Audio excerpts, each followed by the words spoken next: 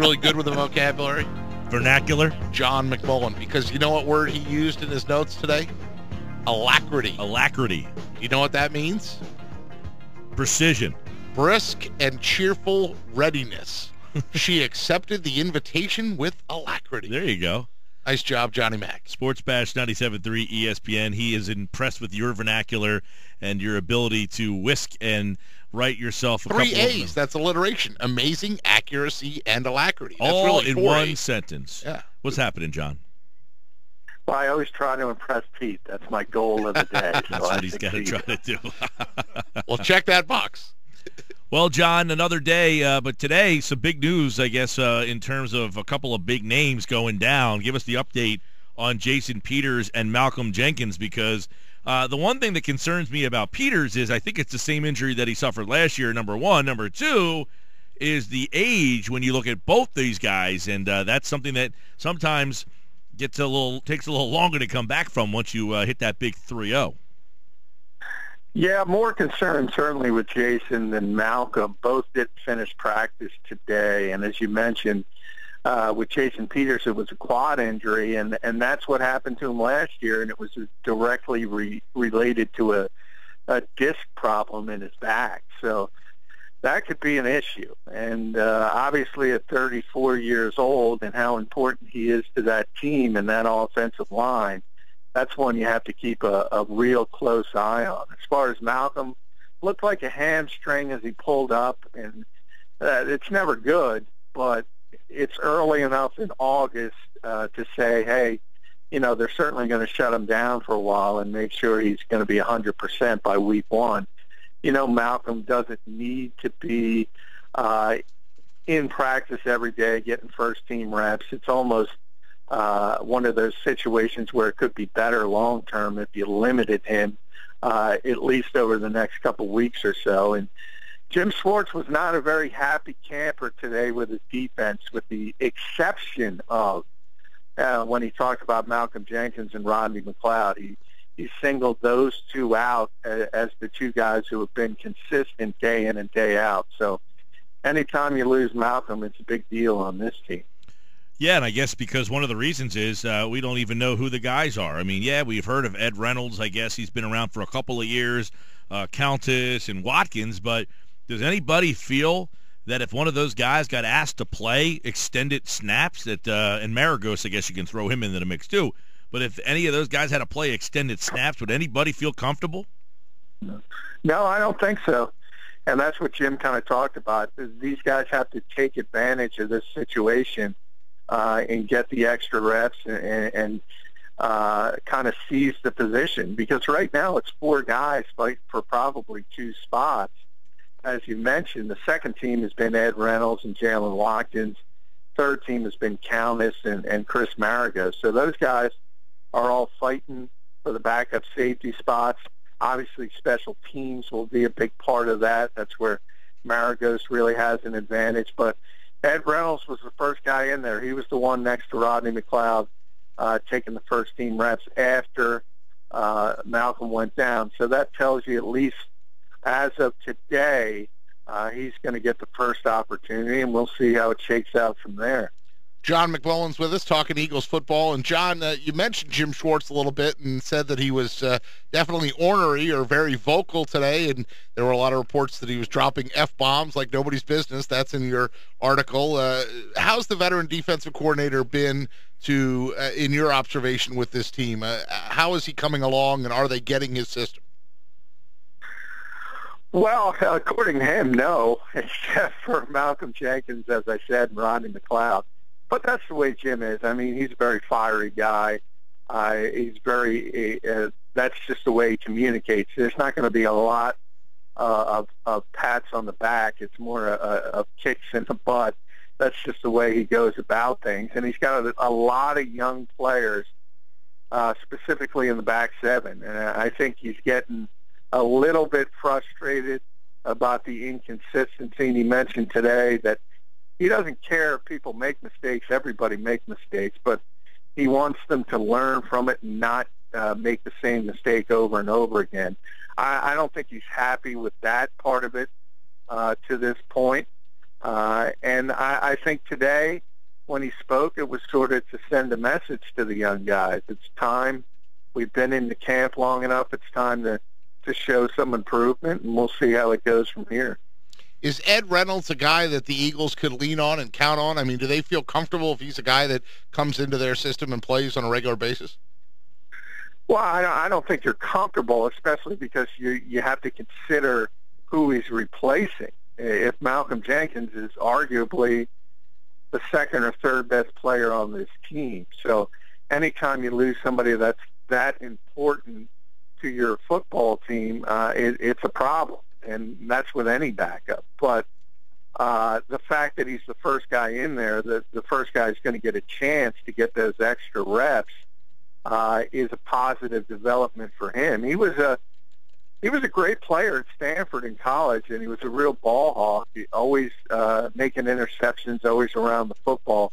The issue with him, he doesn't have the best speed in the world, and in run support, he had to learn some things. But right now, I mean, they have to lean on him. There's not a ton of depth, and there's a big drop-off after Jenkins and McLeod, and that's just the reality of that particular position. And that's, by the way, up and down this roster, Pete, there's not a lot of depth on this team. How about at the defensive tackle position? I think they made a little transaction today, but then you look at returning guys like Bo Allen and Taylor Hart. How do they fit into the Jim Schwartz scheme? Well, a little surprised. I mean, besides Jenkins and McLeod, who Schwartz went out of his way to laud today, the other guy he spoke highly of was Taylor Hart. And that's kind of a little bit of surprise, because it looked like he was losing ground in the offseason to Mike Martin, who was a free agent pickup. And all of a sudden he gets to training camp. He's back with the second team. Schwartz called him slippery today. Most of us thought he was a Chip Kelly 3-4 guy, and he wasn't going to fit in with this defense. But he said, Jim Schwartz said, don't label him and don't assume that's what he's going to be, because he's performed very well. And right now, he's got more reps with the second team than Martin. So it's been him and Bo Allen behind Fletcher Cox and Benny Logan. I think all five at the end of the day might make the team. But if you told me at the start of this that Taylor was going to be on this team, I would have said no. And now I'm starting to trend in the direction that he's going to be back. Hey, John, on that defensive tackle front, Bo Allen, how does he fit in? He was kind of like the big 3-4 nose that was like the traditional stout 3-4 nose guy. How do you see him in this particular setup in the 4-3? Yeah, he's still going to play nose tackle. You still have a nose tackle on Jim Schwartz's 4-3, so they still need that position. He's going to back up Benny Logan, and he's probably the stoutest run defender on this team, even more so than Benny, who's kind of undersized. So he's always had sort of a role on this team, and he's going to be that guy. That's part of the rotation, probably playing anywhere from 15 to 20 snaps a week, because Schwartz likes to rotate guys, and his whole mentality is keep people fresh for the fourth quarter. So you're going to see he'd like to have it an 8-man rotation on the defensive line. You're at least going to see 6 or 7 guys play significant snaps. What about Vinny Curry, who got the big deal? We haven't heard a whole heck of a lot about him. The other day we asked you about Fletcher Cox, who got the big deal, but, Vinny Curry got a lot of money. Is this the kind of defense that will make him have that breakout year? Because, we don't really know a lot about this guy other than he was pretty productive in small doses. Yeah, and he's always been very, very effective in small doses. So now the big test for him, he's going to be the starting left end. He's been there since day one. He actually spoke today after practice, and he understands that there's a big difference from playing 60 snaps a game versus 20, and he's going to be the 60 guy now, and that's a big ramp up for him. So he spent a lot of time in the off season working on his conditioning, making sure that he could handle that kind of workload. But He certainly is. He's a guy that Howie Roseman has always liked and believed in the right system. He could be a star player in this league. And the Eagles think they have him in the right system. They obviously, as you mentioned, gave him a lot of money, and they expect a lot of production out of Vinny Curry. The biggest surprise for me is that he's going to be the left end and not the right end. I thought maybe they saw him as sort of a weak side pass rusher. So that was the biggest twist for me as far as how Schwartz is going to use him. But Vinny Curry's a big part of this defense and a big part of the plan. The articulate, eloquent, fluent, expressive, communicative, and cognate John McMullen joining us here on the Sports Bash on 97.3 ESPN. Now that was good. Thank you. Tried to put as many in there for you as I could, bud. Hey, sticking on the defensive side of the ball, linebacker has been a much maligned position for the Eagles over the past couple of years, and I know Schwartz was asked about a couple linebackers today. What is he saying about the linebacker position right now? Well, I think he's comfortable with the starters. It's the same really story throughout that unit, and the fact that the Eagles feel pretty good about the guys set to start. That's going to be Jordan Hicks in the middle, Michael Kendricks on the weak side, Nigel Bradham on the strong side, and then from there it drops off a cliff. So if anybody tweaks a hamstring, and Jordan, obviously dating back to his days at Texas, has a significant history with injuries. There's not a lot of depth at that particular position. So, in fact, when things get closer to the 53 and you have to cut down, I think that's the position most likely that the Eagles will look outside the organization at other teams' cuts and possibly bring somebody in as depth, because right now it's Najee Good, it's Joe Walker, and that's about it. And then you're talking about rookie free agents like Mike Tavares and Quentin Gauss. There are not a lot of proven guys at that particular position behind the starter. Where's another spot you think in free agency they're going to be on the lookout? I think that's an interesting point by you, because we're all talking about running back being a little light, maybe safety being a little light. Where do you think, if, once these cuts come, that first round of cuts, that they might be out looking on the pavement?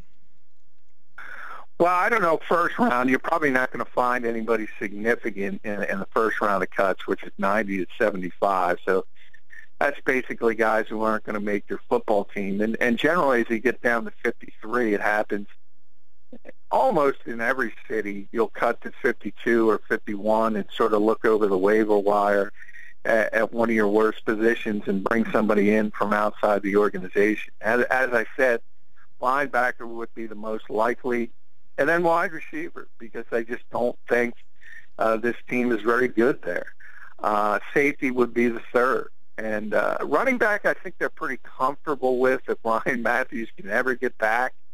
Not comfortable long term, but comfortable for this season and the plan to go ahead with the running back by committee, which would be the three-headed monster of Matthews, Sproles, and Wendell Smallwood.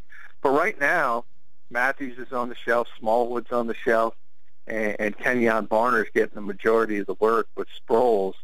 So it doesn't look good right now, but I think they'll be comfortable once Matthews and Smallwood get back.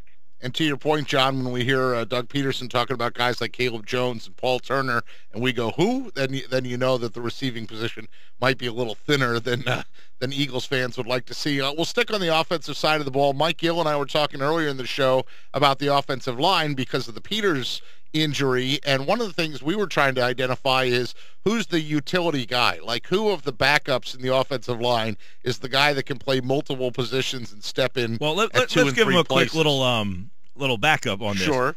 We had mentioned, what if Alan Barbery, is it better off if somebody beats him out for that job, because he's kind of would be the best interior and then swing guy that he can play the tackles as well. If he wins the guard spot, then who becomes that swing guy is kind of where we were going with that. Yeah, I think you're right. They're fine on the interior. Generally, when you do your game day roster, you're going to have an interior backup and a swing tackle. on the offensive line. The interior guy's set, and that's going to be Wisniewski, who's rock solid. So they're going to have tremendous depth on the interior. The swing tackle is the problem, and you guys are right. It would be great if Isaac Seumalo could beat out Alan Barber, and all of a sudden that kicks him out to be the swing tackle. He's done it in Green Bay. He's capable of doing it, and he would be certainly competent for that particular job.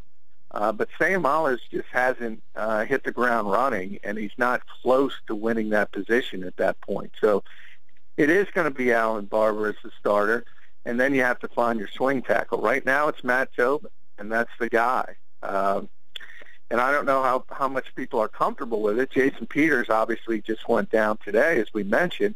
Matt Tobin was the first guy in. He's been on the second team at left tackle throughout the offseason and preseason. So he'll be that guy right now as the swing tackle on game day. But, hey, all of a sudden, if Jason Peters can't play for a particular week, and that's looking more and more likely at his age with his injury history that's going to crop up, all of a sudden you're going to have those same questions that happened last year. Do you move Lane Johnson over to the left side? Then you can argue that maybe Dennis Kelly would be a better fit than Tobin on the right side. And that's a slippery slope, because even though Lane would obviously be the best alternative at left tackle, when you have to start moving multiple positions, it creates bigger problems for the whole line. So I think Peterson's mentality is, hey, if Peters can't go, it's going to be Matt Tobin. John, if I'm looking at this chart right, I'm trying to count up the number of names. I think there's 16 offensive linemen total that are in camp right now. How many of those make the final 53 roster? How many do you think they'll go with? 10, 12? No, they're not going to go. Most likely 9 on the offensive line, and Wisniewski would be one, Tobin would be one. And it's interesting because Vaitai, the 5th-round pick, I don't think he's going to make this team. I think he's going to be earmarked for the practice squad. Okay. And that's, it's difficult because, as I always tell people, this team isn't going to have a lot of help from this draft, and the egos enter into the equation at some point because you want to prove that you're doing something in the draft. And obviously Carson Wentz is not going to play.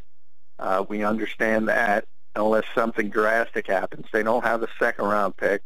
Seumalo's not going to be ready to play. So all of a sudden you look at this draft and say maybe the best guy with an opportunity to play is Jalen Mills, the 7th-round cornerback. And that's not good for a draft class. And you got Smallwood, but he's banged up right now. Yeah, exactly. And Smallwood would be the other guy. But he should get. But either way, that's 5 a and 7 round pick and a 7th-round pick. I want to go. Yeah, go ahead. And it's just from an ego standpoint. If you're a general manager, people who follow the game understand that this is a long-term draft. And if Carson Wentz hits, it becomes a franchise quarterback. None of the other stuff matters. But in the short term, it's going to create problems. It's going to create questions. John McMullen, 97.3 ESPN.com, Eagles Insider. He's got news and notes from the NovaCare, and we didn't touch on your top NovaCare note, which was Sam Bradford had his sharpest day to date, throwing the ball with amazing accuracy and alacrity, as right. Pete loved how you scribed that out. But tell us about Bradford and the day he had. It seems that if you look at 3 different news and notes, one guy would say Carson Wentz had the best day. Somebody would say Bradford had the best day. I don't know that too many guys are saying Chase Daniels had the best day, but it doesn't seem that there's ever a unanimous winner at the quarterback position from day to day. Well, that's because there hasn't been that big of a chasm between them. Today there was. I don't know if anybody else said somebody had a better day than Sam. I don't know what they were watching, because this is by far the best day he's had in camp, and he looked like a star quarterback. He looked like a former number 1 pick. The problem is that never lasts with Sam Bradford. Today, as I wrote, it reminded me of the Green Bay preseason game. Everything was right on. Pinpoint accuracy.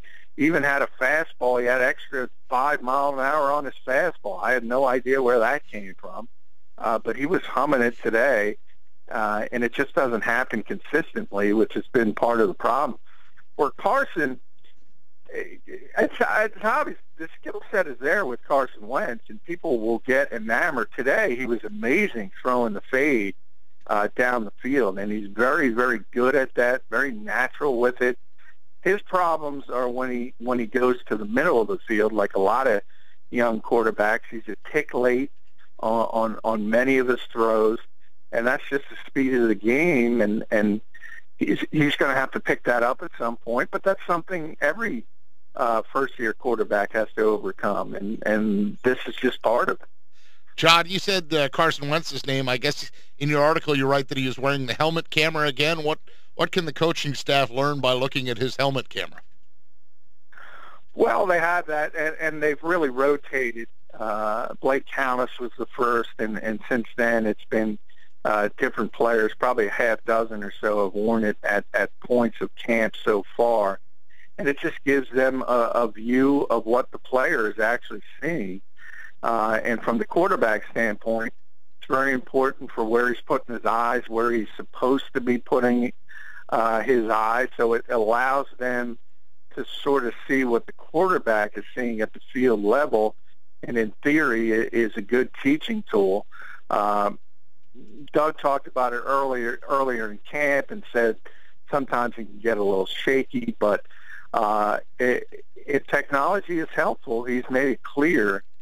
He's always portrayed as an old-school coach, but he's embraced that part of it. And if he thinks technology is helpful, he's going to use it to try to win games. And I know you mentioned Trey Burton in your notes as well, that he continues to impress. Yeah, he is a really good football player. You called him the star of the day yesterday, John. Yeah, and he was really, really good today. And they are doing some innovative things for him. They're lining them up all over. They've had him on the outside. He's been outside the numbers on 2 days, back-to-back days, and he's beat cornerbacks down the field. So that tells you the kind of athleticism. He played some wideout at Florida, right? He was a quarterback. Yeah. He played some wideout. So he has some athleticism. He's not just a clunky tight end. Or a fullback. No. They technically list him at fullback, right? Well, he's a tight end technically, but he plays fullback. He's the third-string tight end, obviously, behind Zach Ertz and Brent Selleck. He helps on special teams. So he's a really versatile guy. Lines up in the slot. As I said, outside the numbers. They used him on a bubble screen today. So he's a guy who's opening the coaching staff's eyes and saying, we got to find a way to get the football in his hands. And I can envision what I wrote today. If you put him outside the numbers in a real game situation, it's more likely than not a safety or even a linebacker is going to go out there to try and cover him, and that becomes a big mismatch in the Eagles' favor. So I think they got to find a way to get him on the field a little bit more. John McMullen has more on the Eagles over at 97.3ESPN.com. He's at JF McMullen on Twitter. He also covers the league nationally for todayspigskin.com. And right as I was going to bed last night, Nick Foles in Kansas City. That means Dallas still searching. Is Josh McCown going to be the guy they end up with, and is that better for them? I don't know. I think they should have seized, if you look at the Dallas situation, I wrote about it this morning about Nick. A week ago, Jerry Jones is out there saying he has no interest in him, and Kellen Moore's my guy, and I think that was a mistake. And then you kind of shift gears when Moore gets hurt, and you want Nick Foles, but as I wrote, Andy really wanted him. For the Cowboys and the Vikings, it was more about circumstance and the fact that their projected backups have injuries, and all of a sudden you get desperate. So Nick saw a situation where a coach actually wanted him versus organizations that needed him but didn't necessarily want him originally, and I think made the prudent decision for him. But whether it's Dallas or Minnesota or any of the other teams that contact Nick Foles. No, he's not a great starter. Obviously, we know that. But if you look at the backup quarterbacks in this league, he's one of the best. The minute he put pen to paper, and that's just a reality because there aren't very many good ones. And he's going to be right there, probably a top 5 backup in this league. And Dallas had an opportunity to do something long before this, and they just waited too long.